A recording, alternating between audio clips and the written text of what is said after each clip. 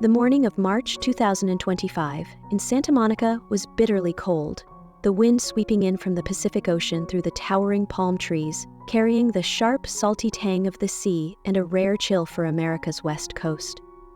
Æ A-Xii, a boy nearing 5, with tousled brown hair like a bird's nest and big round eyes that sparkled like two lost stars in the night sky, stepped out of a sleek black Tesla Model Y. A driver in a black uniform, who usually ferried him from Elon Musk's mansion in Los Angeles or Grimes's studio in Vancouver, opened the car door, gave him a slight nod, and drove off. A small backpack adorned with a star pattern, a gift from his father, dangled from his shoulder, weighed down by a few universe-themed books he loved to flip through, though he couldn't yet grasp all the words. His dark blue SpaceX t-shirt and baggy jeans clung to his skinny frame, his tiny sneakers caked with dust from days spent running around his mother's backyard. Starlight Haven, an upscale private preschool tucked among modern homes and lush green trees, was where Elon and Grimes had chosen to send X after their stormy split in 2021. With a special condition from the Musk family, a personal aide required to watch over the boy at all times due to security concerns and his parents' fame, the school had assigned the task to Harper, a classroom assistant highly regarded for her early experience. The school's white walls were speckled with childish scribbles, suns, stars, and tiny spaceships, like a promise of devoted care. But today, as X walked through the gate, his small shoulders trembling in the cold, no one seemed to notice. Emily Voss's classroom was flooded with light from large windows, its walls covered in student drawings, a colorful sky where X had once added his clumsy but proud sketch of a starship.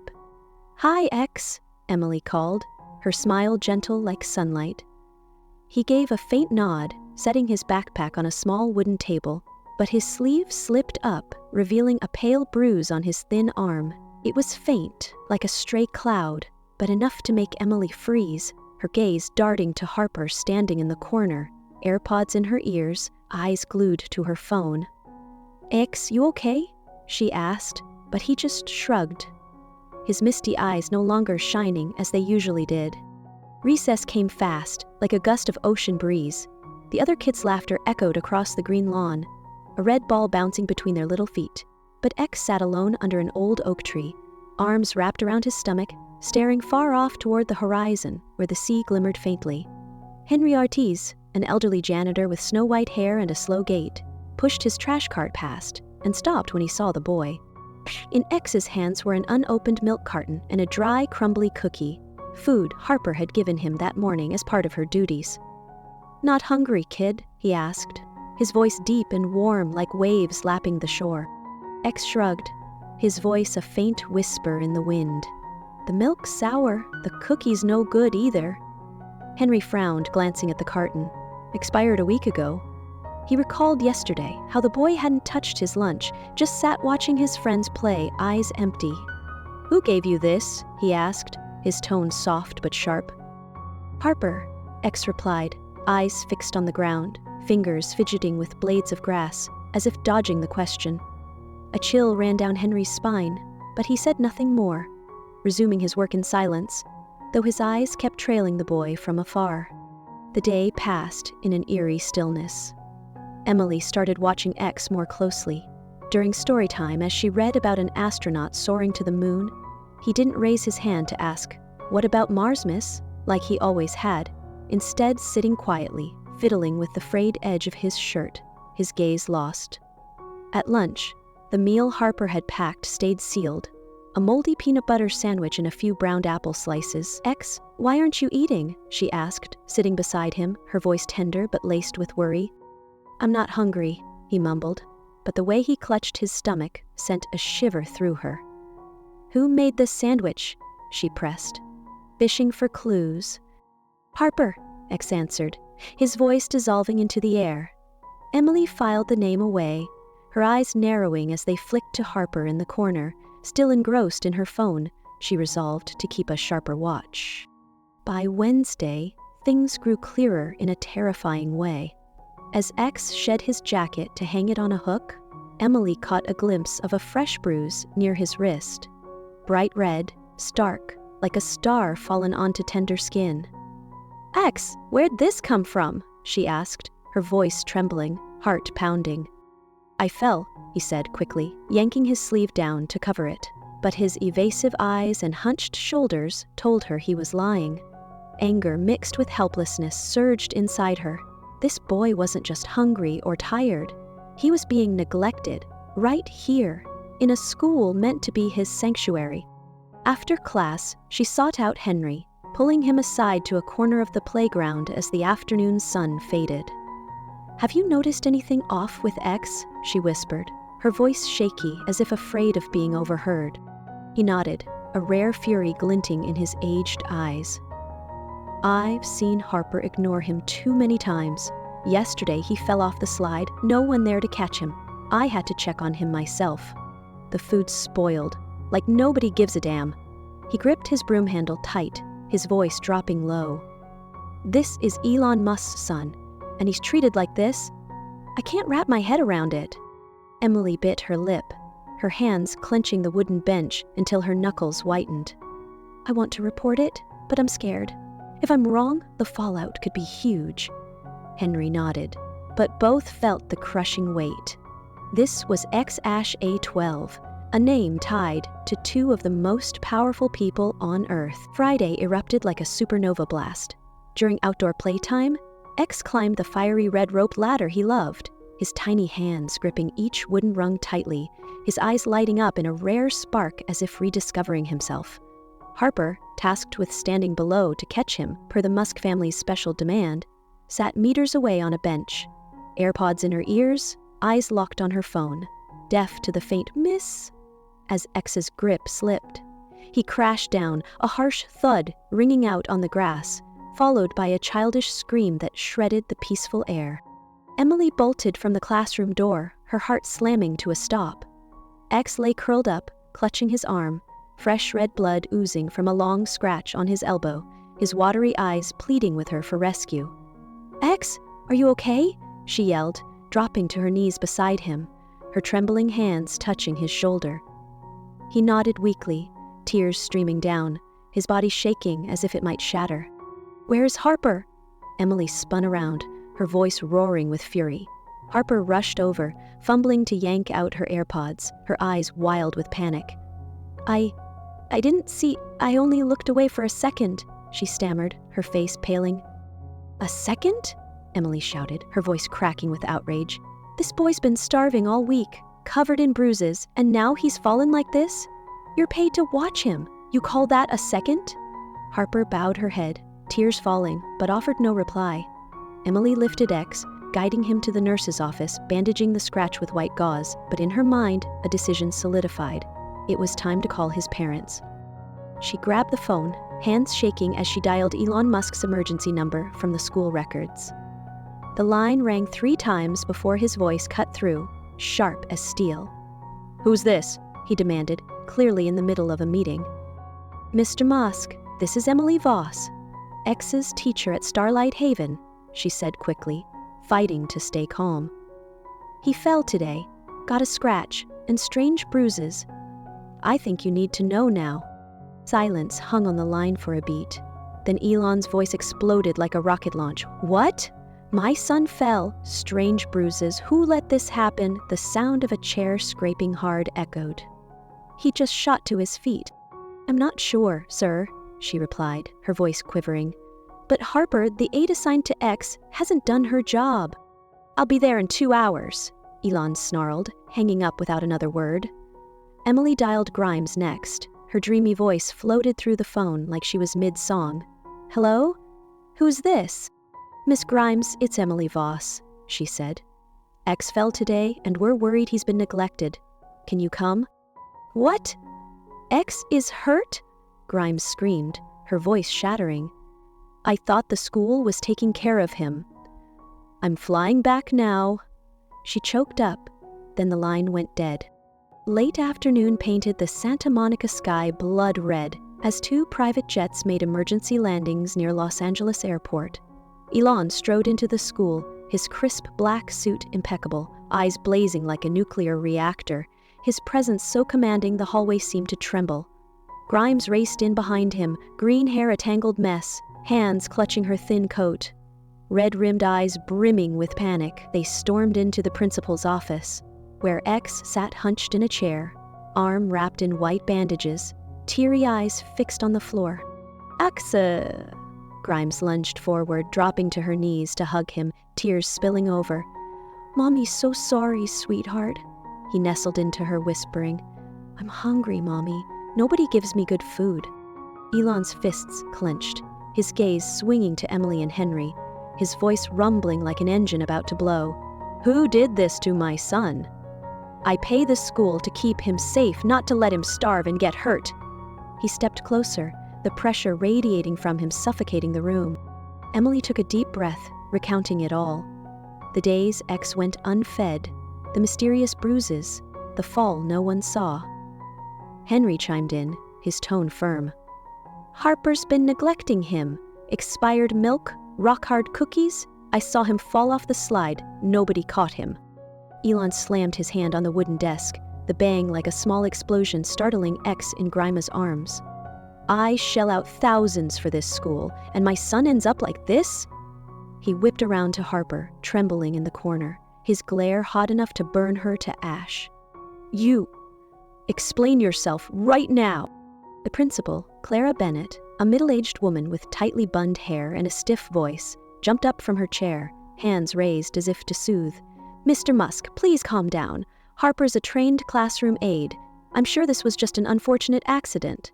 "Unfortunate accident?"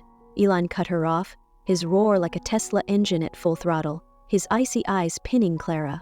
"My son's starving, bruised, falling off ladders, and you call it an unfortunate accident? What kind of school are you running to let my kid, my son, get abandoned like this?" Grimes shot to her feet, pointing at Harper, her voice slicing through the air like a blade.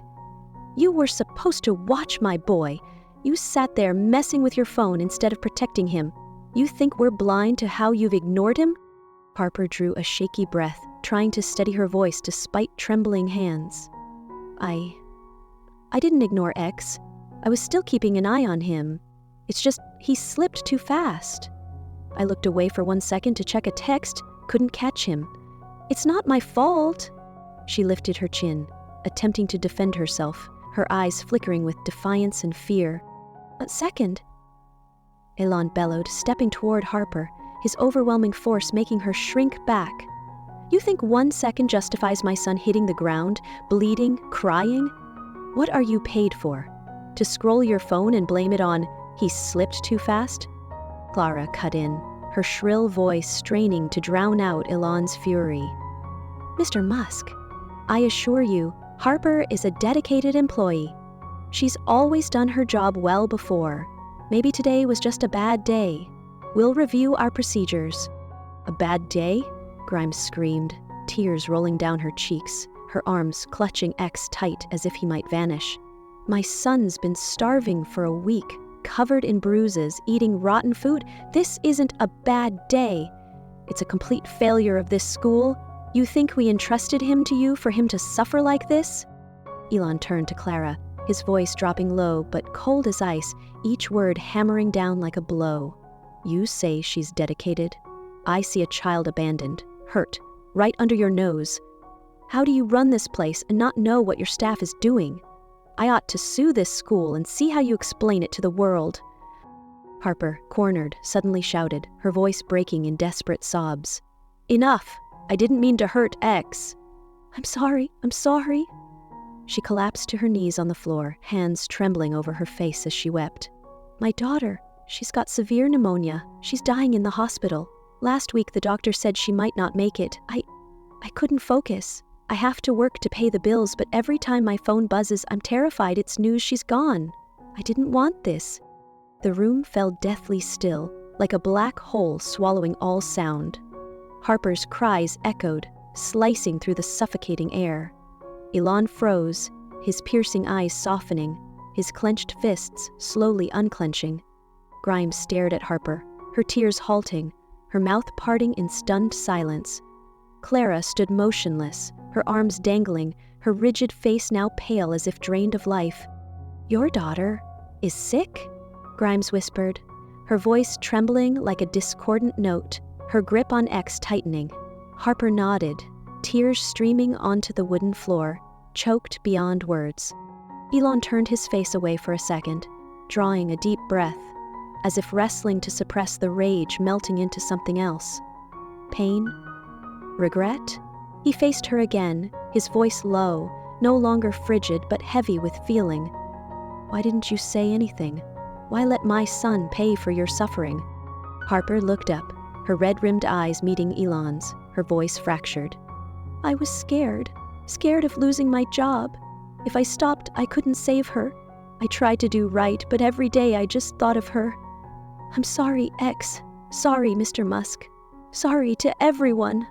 She bowed her head, shoulders shaking in spasms, her sobs cutting through the room like a blade. X lifted his head from his mother's embrace, his small voice piercing the stifling silence.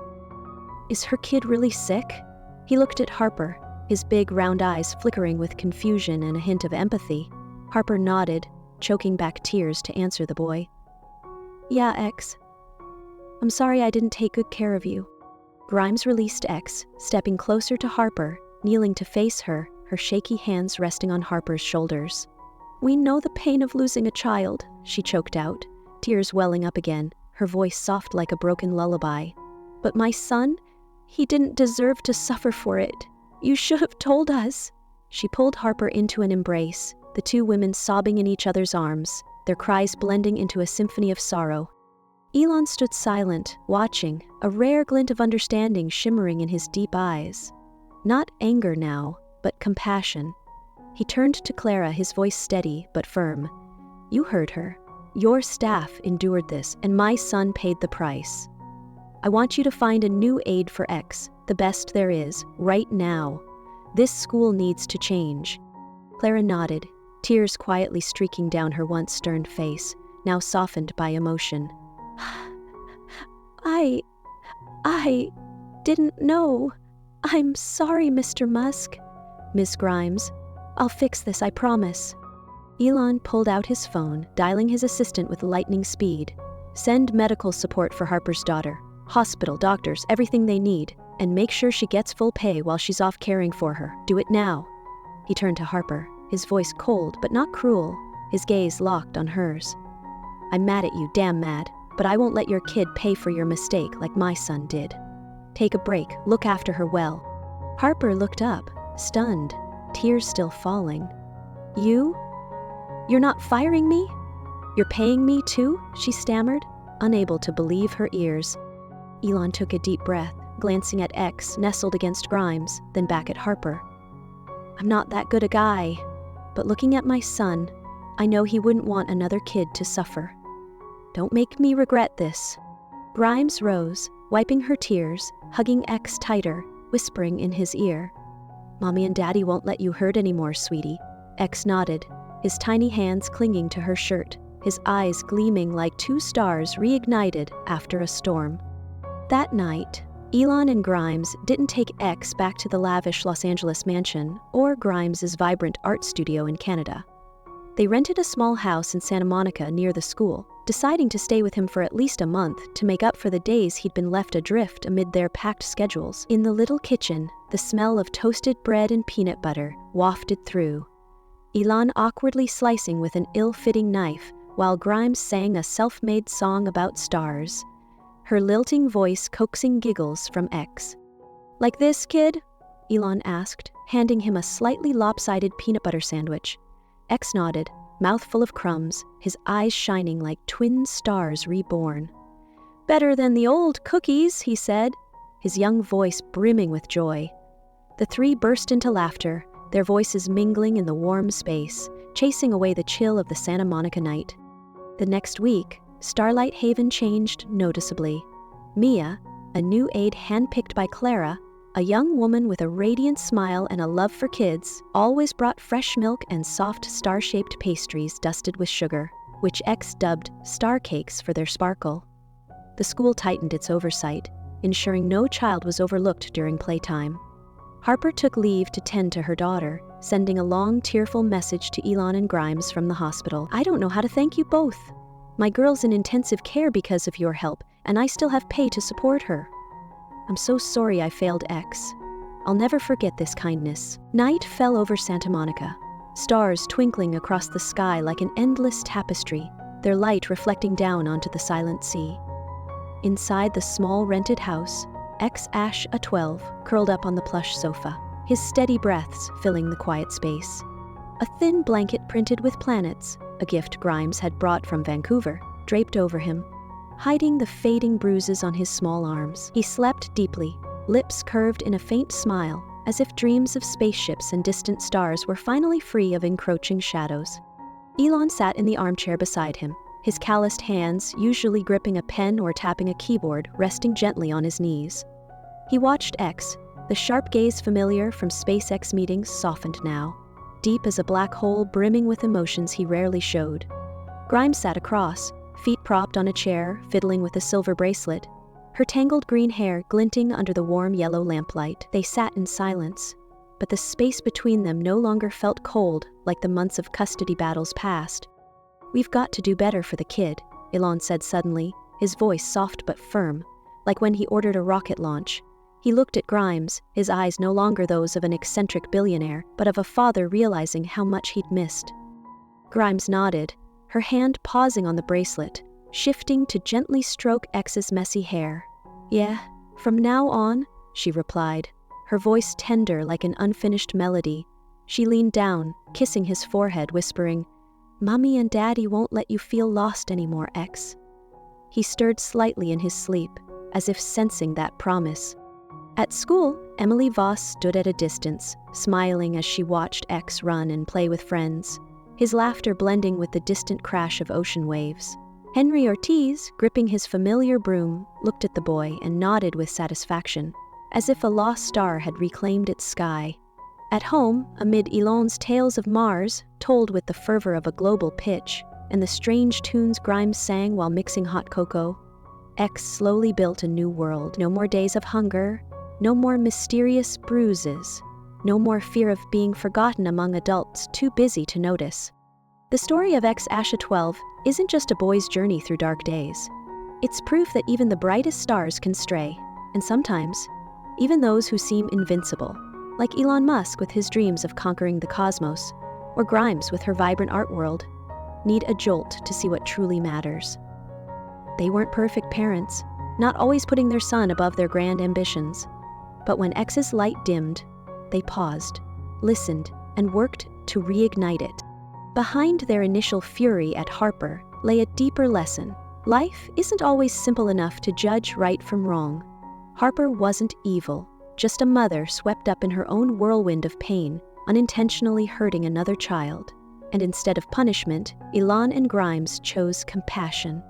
A small spark in the darkness, enough to spare both X and Harper's daughter from wounds they didn't deserve. For X, the bruises on his arms might fade, but the memory of those cold, hungry days will always be part of him. Yet now, they're no longer shackles. Each time he gazes at the star-filled sky from the backyard of that little Santa Monica house, he doesn't just see far-off planets his father longs to reach.